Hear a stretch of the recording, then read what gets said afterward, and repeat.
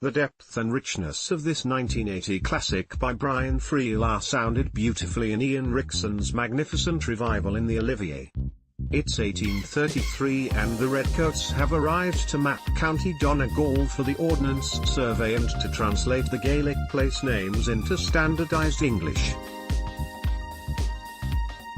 The setting is a hedge school run by learned old soak who played a wonderful dilapidated grandeur by Ian Hinds, who is forever demanding the Latin or Greek derivation of words from his ragbag of adult students. This type of informal, voluntary instruction was under threat at the time from another form of standardization, the introduction of national schools where attendance would be compulsory and the lessons conducted in English.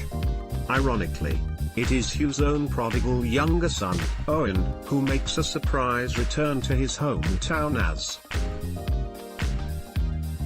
interpreter. On the payroll, for the soldiers, the play is about the clash between two languages and cultures and the partly comic device, though one that points to the tragic outcome, is that Friel writes both sides in English, so we hear the detail of their mutual incomprehension and the diplomacy in Owen's renderings into Gaelic of Captain Lancy's condescending communications.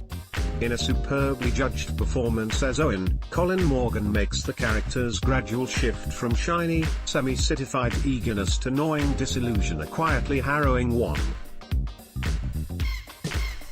Brian Friel, the most acclaimed Irish playwright of his generation, though Friel once claimed that this was a play about language and only about language, it is of course intensely political in its depiction of language as an instrument of colonization. Not that it could ever be simplified into a set of slogans. Its meditation on the link between language and identity is too subtle for that, and prevents it from ever becoming a lament for a lost idyll. Old Hugh concedes, using a map metaphor, that a civilization can be imprisoned in a linguistic contour which no longer matches the landscape of fact. By the end, he has finally agreed to teach English to Mayor, excellent Judith Roddy, the young woman who fiercely believes that the old language is a barrier to progress. A doomed romance flowers between this latter and the idealistic young Lieutenant Yolland, whose slightly silly but sincere crush on Donegal is winningly conveyed by Adetemi Wueden. Neither speaks the other's language, and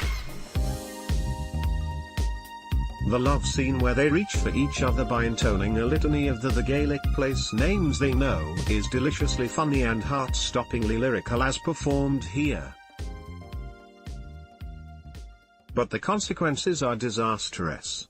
Rickson and his designer Ray Smith brilliantly use the Olivier to give a mythic dimension to the proceedings. The hedge farm building cut into vast landscape of boggy earth. A tall staircase seems to chime with the fabric of the National itself, as if concretely connecting the past with the present, as does stunning momentary effect at their end.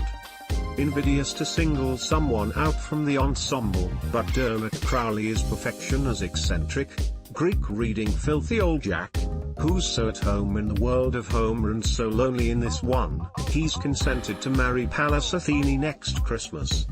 Wedding a goddess might be considered well and truly exogamous, or outside the tribe, but there'd no translation problem. With our anxieties over Brexit and borders, this is very pertinent time to revive the play, and it's wonderful to see and hear it stretch to its true magnitude in this venue. Until 11 August, nationaltheatre.org.uk